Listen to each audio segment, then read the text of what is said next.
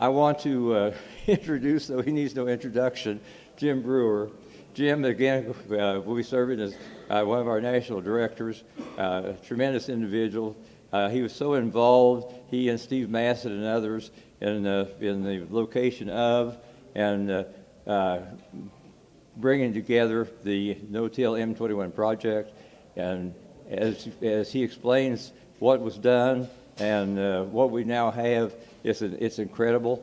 I could talk for the next 10 minutes about that. I'm not going to. I'm going to get out of the way and ask Jim to come over and appreciate what you do, Jim. Thank you. And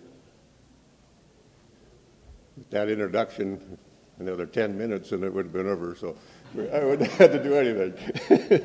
So, like Dan says, I'm Jim Brewers from Star Prairie, Wisconsin. I guess I used to live down in southwest Minnesota, so I joined the South Dakota chapter in '96. A little story there too. And Orrin Sorensen was from South Dakota, and he went and bid for the Roundup for 2 or 3 years, and he finally got the Roundup for '97, and then in '96 he formed a chapter. So pretty brave of him to go out and go for a Roundup and then form a chapter after he got the Roundup. So that's where I got involved with it. I also belong to Chapter 15 in Minnesota, and I live in Wisconsin, so I don't know how that all works. But anyway, this no-till project was something that I got involved with. I guess that this was found out in Claremont, South Dakota, is where the planter was really originated from. A guy by the name of Robert Schuler, who was a real progressive farmer from Claremont. He had bought this thing in 1954, and I guess there's no serial numbers or anything on it, but the reason I figure it's 1954 is because he had mounted it on a new MTA tractor. So, and he used this thing for several years planting soybeans, and you think back in 1954, no-till wasn't heard of, and neither was soybeans really in South Dakota area at that time.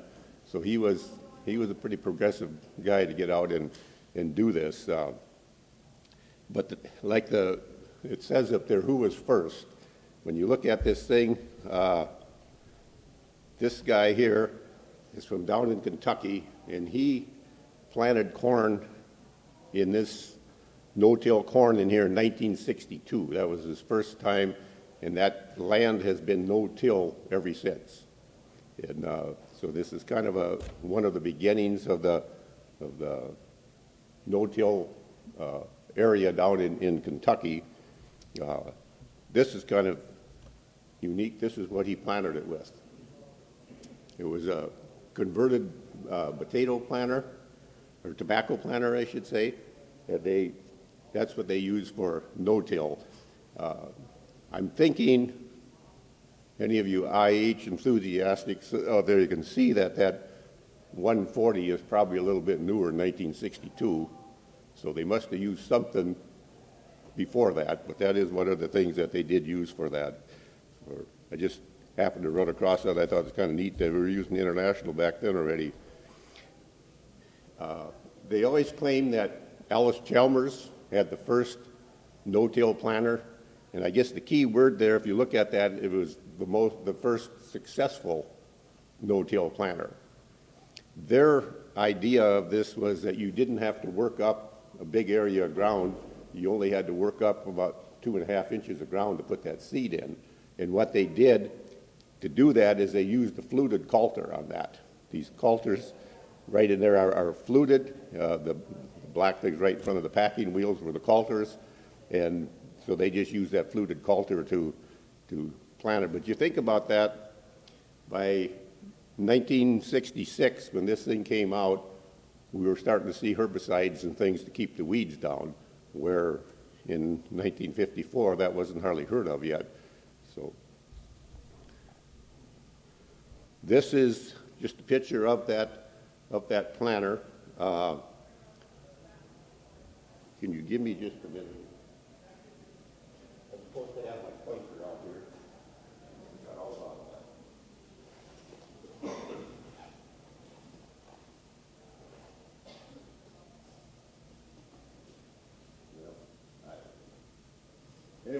at that, you can see the front part of that planter up there is, I don't know if does that mouse show up on there? Probably not. But the front part of it was the tillage part. There's a 36-inch sweep that ran in the dirt about 2 inches deep, and all that was really on there for is to cut off any weeds that were starting, and then it also moved the mulch off to the side.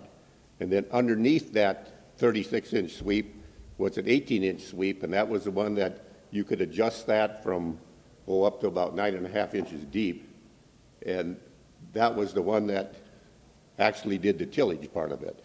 And then behind that were 4 rotary hole wheels, and they broke up any clumps that were made while you were doing that tilling.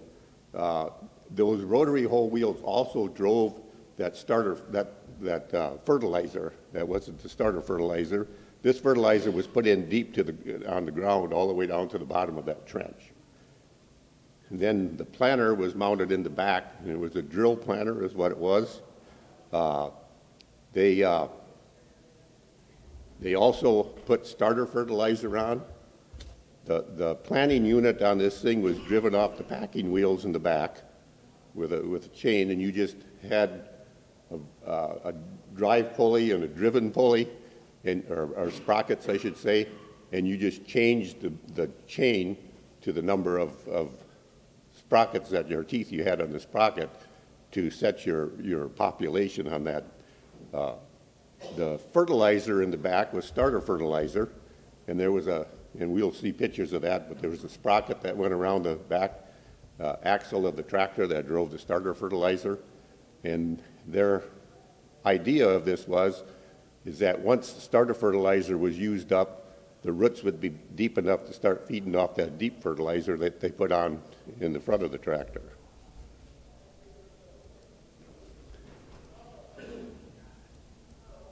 Oop, somehow I went the wrong direction. So there's the planter unit. You can see it was just a regular drill planter. The one we have that we restored here has a rubber tire, and that's just a rubber insert that's put over that same type of wheel. But that was and you can see here the chain that ran the seed. The fertilizer boxes were all galvanized, and we'll get into that a little bit more about restoring it. This is that 36-inch sweep I was talking about in the front that did the main. Like I said, that was only designed to go in the ground about 2 inches deep. Basically, moved the mulch off to the side, and then cut off any roots that were starting from the weeds. And then this bottom one actually did the tillage part of it. These are the rotary hoe wheels I talked about, and if you look at them, they're basically put on there backwards from what a rotary hoe was, because the rotary hoe wheel turned the other way and threw the dirt out of there. Where these things, they really dug in and broke up the lumps. And then there's a roller chain, not a flat chain that runs in here that ran the fertilizer for the starter fertilizer. Or the deep fertilizer. And you can see here, this is that fertilizer box that's in front of the tractor that brought that fertilizer all the way down to the bottom of that trench down there. This is the planter unit. After I got it back together, quite a project. When I did this, I took it apart one row at a time so I could sandblast and fix and paint and do whatever I had to, and then put that back together while I still had a pattern on the other side to look at. So we had this at a show in Twin Brook, South Dakota, back in the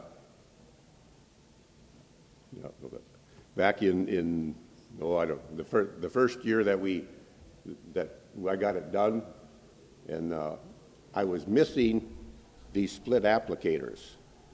And if you ever went on YouTube and listened to the guys talk from Purdue University that restored one of these, that was one of the things they said is they went and dropped that fertilizer on top of the seed and it killed most of the seed. Well, these split applicators were supposed to run this fertilizer off to the side of each of the row so that it didn't, so it wasn't sitting on top of the seed. Well, those were missing off this planter, and when we were at Twin Brook show, a guy come up to me and says, hey, he said, you said you were missing them? Because everybody had come and look at it, I'd tell them they were missing these things. He came up to me on Sunday morning and he said, there's a planter sitting back here and the weeds got those split applicators on. So we go back there and we look, and sure enough, he said, that's what I need. So we went and talked to somebody there from the club, and oh yeah, he said, you can take anything you want off that planter, but be discreet about it. So we go back there, and the planter sits this high, the weeds are this high. And so he takes his four-wheeler and he drags it out of there. And we were busy down in there. He said, oh, hell, I'm going to get my tractor loader. So he comes back there with a 1066 with a loader on, and he raises this thing up in the air. And so it was about as discreet as we could be getting these off of there, but we got them. And then the worst part of it was there's a hole in that fertilizer box where the adjustment rod went through, and I got my nose right down there taking the last bolt out. The hornet come out of there and got me right at the end of the nose. So we only decided we only needed two. This is the planter, and the story with this tractor and planter, like I said, a guy from Claremont, South Dakota bought this. He used it for several years. He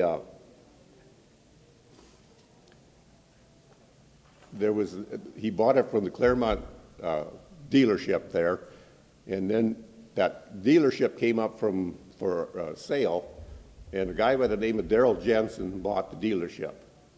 He ran that dealership until into the 60s, and then IH was shutting down these small-town dealerships, so his dealership ended up getting shut down.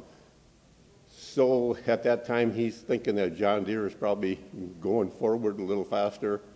So he went to Redfield, South Dakota, and he brought the John Deere dealership there. He remembered that planter from being at Claremont, and he asked the guy that had bought it, knew had passed away by then, and the hired man was running the farm. And he asked him if that planter was still around. And he said, well, I don't know. He said, we've been hauling a lot of junk in, but he said, I'll look. Called him back. He says, I think it's all there. So the John Deere dealer went and got the planter, mounted it on an MTA, and parked it out in front of his John Deere lot, show everybody that IH was the first to have a no-till planter. So when he's in his 90s now. I got the honors to meet the gentleman. He ended up with COVID here a few years back, and they didn't think he was going to make it, and he did pull through. And so when he got home, he had sold his dealership by then, but he had his building full of a warehouse full of antique collectibles that he had, and he said that he needed to get rid of that. And when he came to this planter, he said, that thing can't be sold. He said, this has to be restored and has to go in a museum somewhere. And that was when they got Steve Massett got called for it, and then Steve called Bob Buxton, and it kind of evolved into that we were going to get this thing and restore it. So they asked me if I'd restore it, which I'm glad they did, because it was a fun project.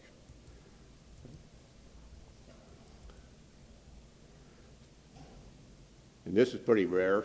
This is the original manual for the planter. And I think the most important thing in this planter that tells the history of this is the writing on the bottom, and you probably can't hardly read that. But this is, it tells in here that in 1955, he had his sprockets set. The drive sprocket was set at 15, and the driven sprocket was set at 8. And he was using a 16-cell plate. And if you go across and look at all this, this is the 15-tooth sprocket. If you go down here to the 8-tooth sprocket and go down to a 16-cell plate, he was planting his corn 9 3/4 inches apart. And the other thing on here is he planted soybeans with this thing in 1955. And there he had his one sprocket set at 15, the other one was set at 7, and he was using the 40-cell plate. So he was planting his soybeans about 3.5 inches apart. So like I said, for somebody to be using no-till and for be planting soybeans back in 1955, and like I said, these are the stories we have to preserve, because that's the handwriting in the book that tells the story right there. And to be able to find the original manual, this is just the plates, and the reason I know he used the 40-cell plate is that's the one he's got marked down here for soybeans. That's the one that tells the story. That's the chain, and these are the sprockets I was talking about. This is the sprocket here, the 10 and 15 tooth sprocket that's driven off that wheel. And then this next one here is your driven sprocket with your 6, 7, and 8 tooth sprocket on it. And that's how they adjusted the seed on that, or the population on it. And that would plant the corn every so often when they. This is the man right here that bought this thing. He said Robert Schuler. He's showing off some of his corn here from 1955. He was, back in them days, the universities did the test plots.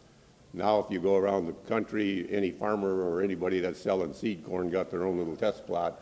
But back then the universities did that, and they did it on his property, and he had, I don't know how many acres of land he had out there, but that's where they did the test plot for the university out there.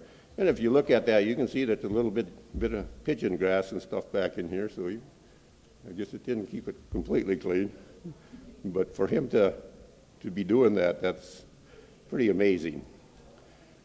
Okay, this is what the planter looked like when Steve Massett found it, loaded on a trailer. That's kind of I told Steve he needed to wash the lens off on his phone because it got a little fuzzy.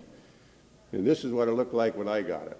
Came in on pallets, we unloaded it, dropped it off in my shop, and that was probably in December of 21 is when I got it. In the first weekend in December, Steve's dad brought it up there, and I remember it was a cold day when we were unloading it, but that's what it looked like. Now this is where I start taking it apart, and you can see I took the one row apart and getting that back together.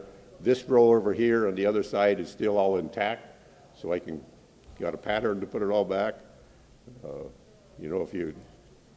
This is just some parts I had hanging up in the shop after I sandblasted them.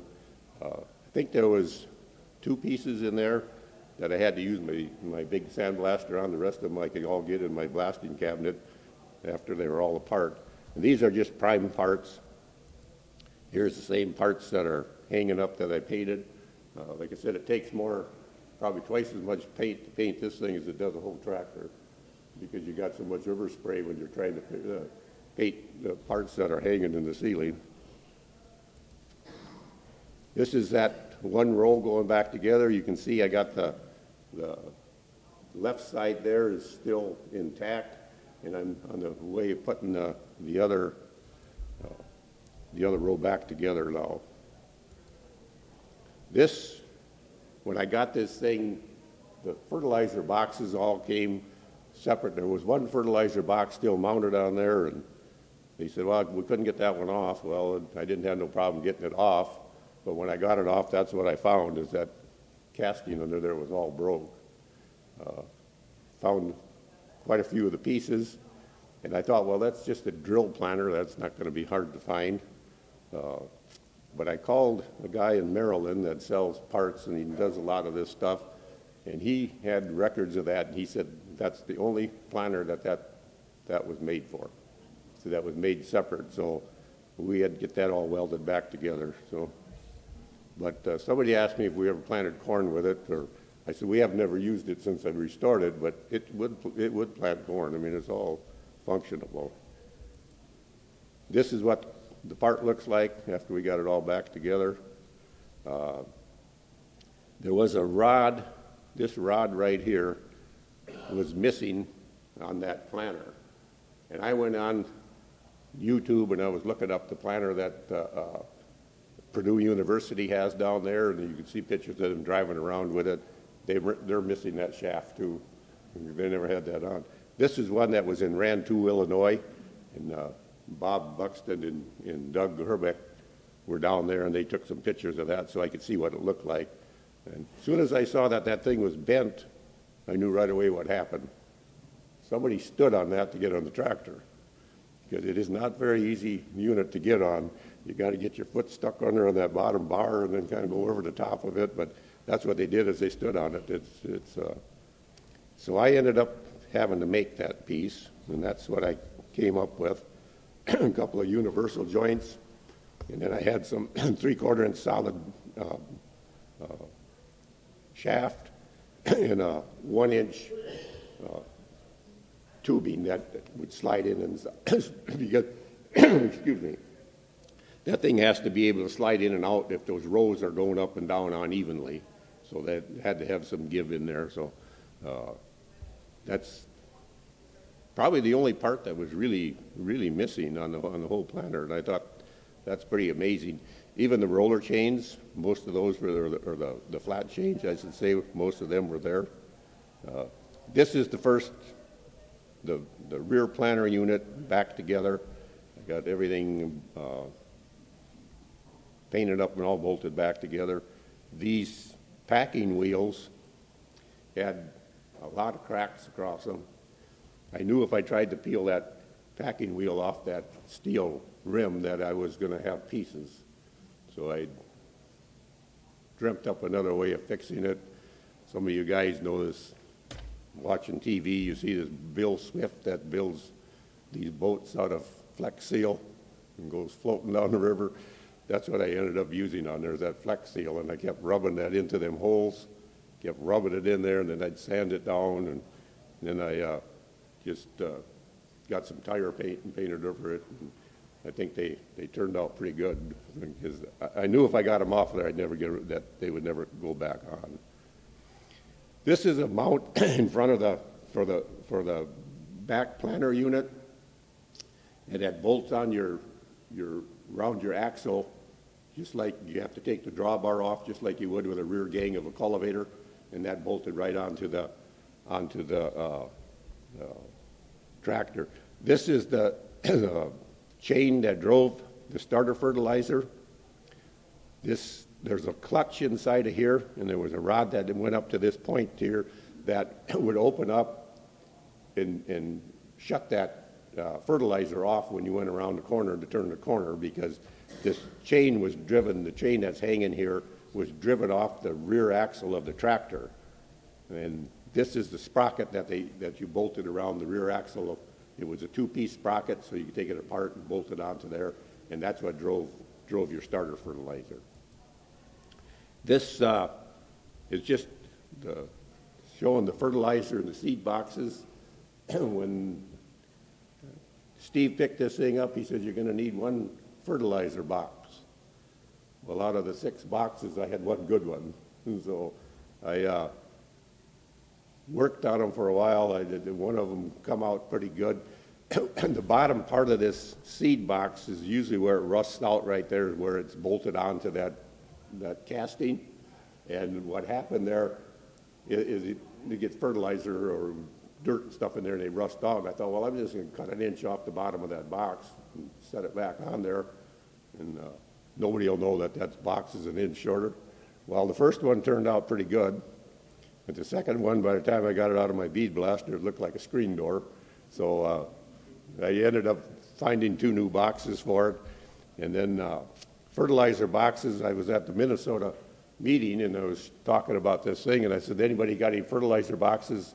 I could sure use a couple of them." And I had picked my brother up on the way, and I was giving him a ride back home, and he said, "I got 2 fertilizer boxes there." He said, "You give them to me." So I graciously took them back from him. So, but that's what we needed for I said, that's probably the main thing that you're going to have problems with in restoring something like that is those fertilizer boxes. And then this, I guess, is just a finished picture of the finished planter, the decals on it. This is the bracket that bolts on the front of the tractor, up towards the front of the tractor. And then that unit mounted in here, pretty much similar to the back part that bolted on your axle, but they bolted onto the side. That's just that front bracket for it. This is the unit that you drove over the top of this with your front wheels, and then these brackets up on top here bolted into those, or those braces up there bolted into those brackets. And I was looking at that, and I thought, couldn't figure out what these things here were welded on there for. Those, I don't know, can you see that mouse up there at all? No? Okay. Well, there's a couple of brackets coming down that you can see kind of sit right on the floor there. And I thought, what are those things for? Because you could see they had been welded on there, and there were really no holes in them or anything. Well, after I got that thing all put together, I found out that that was on there because that would come down and hit on that bar that's going across the top. So when you raised it up, you didn't run that bar through your oil pan on your tractor. That kept that from going down into that oil pan. There was an adjustment on this so you could set the pitch of those shovels, and that was the adjustment that they used for that. And some of you probably seen this, but I thought that was kind of a unique bolt. That's the first time I'd ever ran across that. That bolt that goes through there is oblong, and it's designed to shove through that slotted hole on the side of the frame of the M or the H, and you turned it a quarter of a turn and pulled it back, and there was a square shank on there, and then you could tighten the bolt up so you didn't have to get a wrench on the inside of there. And I'd never seen one before. I think I had some people tell me earlier that they had ran across them, but that's the first time I'd ever seen them. I thought it's kind of a unique thing. This rod that goes across there with that chain hanging on it, that was your marker. So you just dropped that chain down, you ran that out, so you ran over the last row that you planted, and that was what you guided, kind of like the on-land plow did. They had the chain that ran out in the furrow. This is the same principle.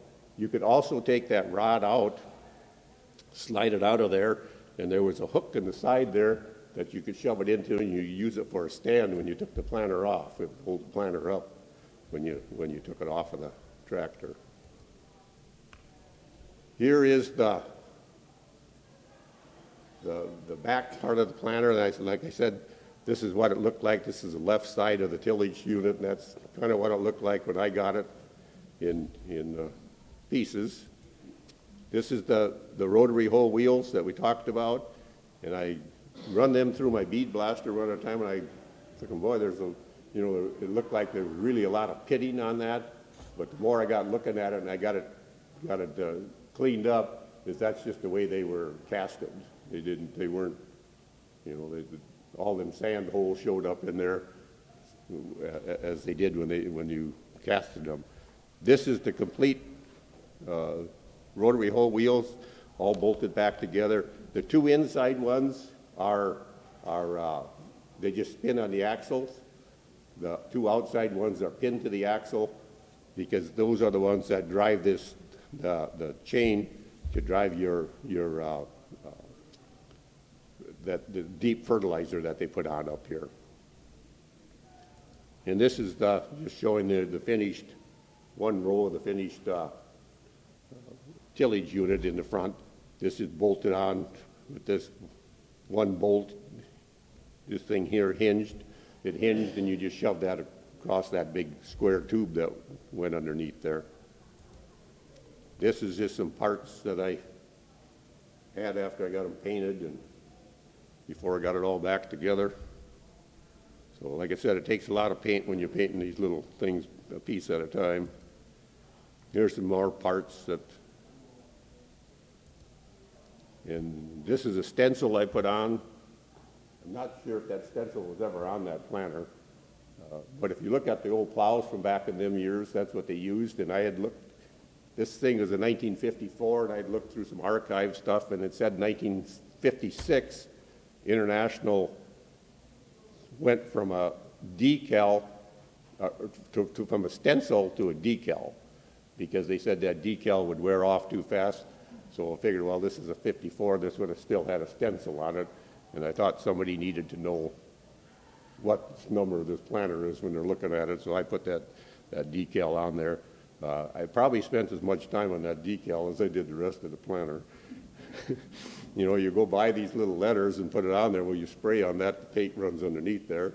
So then you sand that off and you paint the red again. And I finally ended up sitting at my desk, a letter at a time, and I cut it out in a piece of masking tape. And I took the masking tape and put it on there and taped her down, and then painted over it so the paint wouldn't run underneath. Of course, by the time you took the masking tape off to go to do the other side, you had to make a new one because it wasn't going to survive. So like I said, that's was what this was. They call it an M-21 till planter. And I just thought, if this is sitting in a museum, people need to know what this thing is. This is the tractor we ended up putting it on. And this tractor ended up, it was our past South Dakota president, Wilbur Goyne, had this tractor. We talked to him at Madison when we first got a hold of this planter about his tractor, and he says, I don't really use it very much, but I need to check with my daughter because it's supposed to be her tractor. Well, he called back and said, well, the daughter wants to keep it in the family. I said, well, I can understand that. That's fine. So then I had a 51M that I was going to put it on, and in the meantime, Wilbur called back and said the daughter thinks that a museum would be a good place for this to go, because she's a minister someplace here in Nebraska, and she didn't know where she'd ever keep it, and she thought if it went to a museum, it would be a good thing. So we ended up getting the tractor. The tractor was bought from a guy by the name of Millard Kyle from Highmore, South Dakota, and if you look back in here, he was the dealer. These are all 52 International trucks, and they're all propane trucks. The tractor was propane, and this is probably why, because Millard Kyle also owned the propane business. But Wilbur's dad bought this tractor new, and they used it out on their farm just north of Highmore there a ways. His mother had a farm sale in sometime in the 90s, 94 I think it was, and Wilbur bought the tractor at that time. It had been sitting out in the pasture because it had, I think they bought a 544 diesel that they put the loader on and used, and so it had been sitting there. So Wilbur loads up his little Ford Fiesta with everything he thought he would need to get this tractor going, and went out there, worked on it, got it going that first day, and the next morning, about 9:30, he hooks the little Ford Fiesta behind, and he drives the tractor 230 miles to Yankton, South Dakota. And I thought this is pretty good because I got an itinerary of his whole trip, where he stopped for lunch, where he stopped to put fuel in, and it's all in this book. If anybody wants to look at this later, it's all in that magazine. That's not for sale, by the way. That's just for somebody to look at. So, but he, and then he got the tractor home, and the next day, Yankton Riverboat Days were having a tractor pull, so he worked on the tractor that day and did this and did that, put it in the tractor pull and took second place with it. So after sitting in the pasture for 10 years, that was pretty good. This is the planter when after it got finished, it got mounted on the tractor.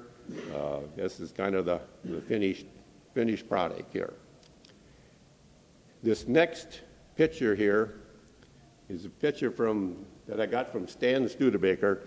This is the tractor that was on the Red Power magazine cover last issue that we got. This is a 4M21 planter. The M21 planters, I know of about 5 of those around. There's different places. This is the only 4M21 planter I had. Everybody thought that when it was a 4M21 planter, it was going to be a 4.0 unit. But it wasn't. It was made for the 400 tractor. And the only thing that's really different on it is the hydraulic cylinders. They got different style cylinders. The M-21 planter has the regular, just one, the cylinders with the shaft sticking out like you used on the cultivators and stuff. This has got a cylinder with a clevis on both ends of it. When I talked to Stan about this, he said he didn't know why, but the hood on the tractor, right where the fertilizer boxes are, was caved in on both sides. I thought, well, I think I know what happened there. If you look at that, you remember on a 400 tractor, the inside lever ran your hydraulic valves on the left side, the middle lever ran the one on the right side, and if you had a third lever, it was for the back. And if they didn't push both the left and the right lever at the same time, that thing was going to come up and do this number because it was tied together across the bottom with that bar that I showed you earlier there. So the thing was going to twist, so they had to make sure that they had both of those levers pushed up at the same time. Otherwise, and this isn't the same tractor that it was on, but I talked to Stan, and I kind of was hoping I could get Stan to come to the convention so he could talk a little more about this.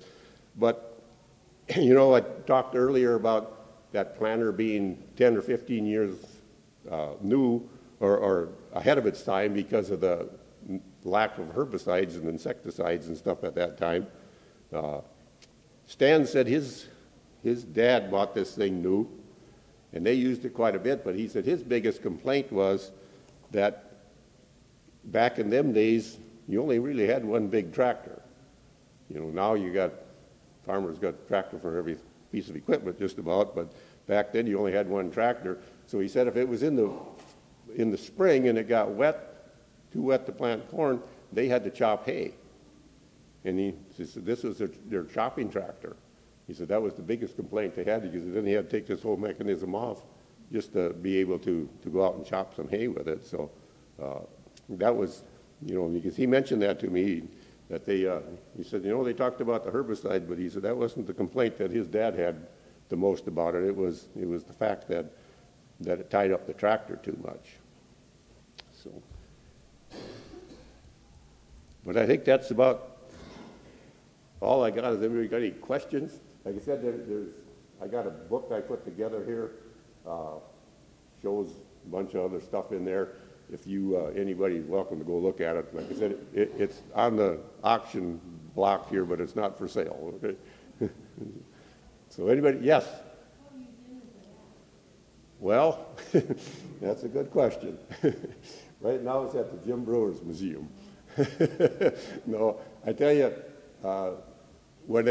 we had it in Grand Island, Nebraska, and a lot of you guys are probably down there, but in Grand Island, Nebraska is when they did the unveiling of it, and it got turned over from Chapter 21 to the National Trust, and they had kind of talked about a place to put it, and then they decided they didn't want it there, so they asked me if I'd take it back home. So I took it back home. They were kind of looking for I guess where it sits in my place, it's heated and cool, I guess. So, I mean, I kind of was joking with Joel Klein from the trust here the other day. I said if there's anybody if the trust had anybody living close to me, I think they would send somebody out there to see if it's getting taken care of. But that's where it is right now.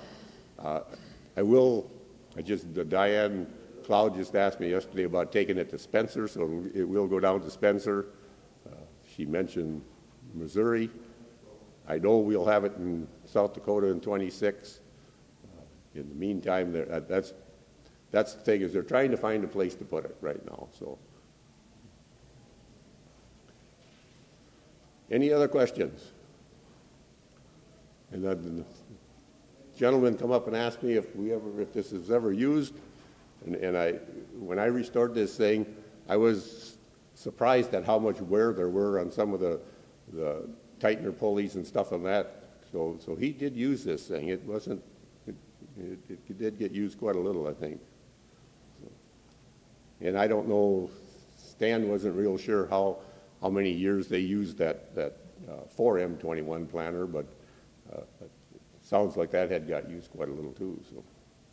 So they were, like I said, you know, and IH did that with so many things. They were just ahead of their time. When you look at some of that stuff, you know. Yes? Where were they originally manufactured? They were manufactured in Evansville, Indiana, I believe, is where they made them. God, I knew that too, and I know I can't. Yeah, I'd have to do some checking on that, but I'm thinking that they were made in Indiana somewhere. Did they make other things at Evansville? I don't know. You know, and maybe it wasn't Evansville, because Evansville was their refrigeration plant, and that's where they made the M1 rifle. Yeah.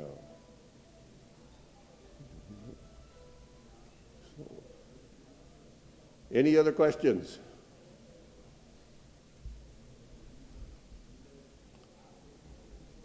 It's probably a little bit early, but I'd like to thank everybody for coming.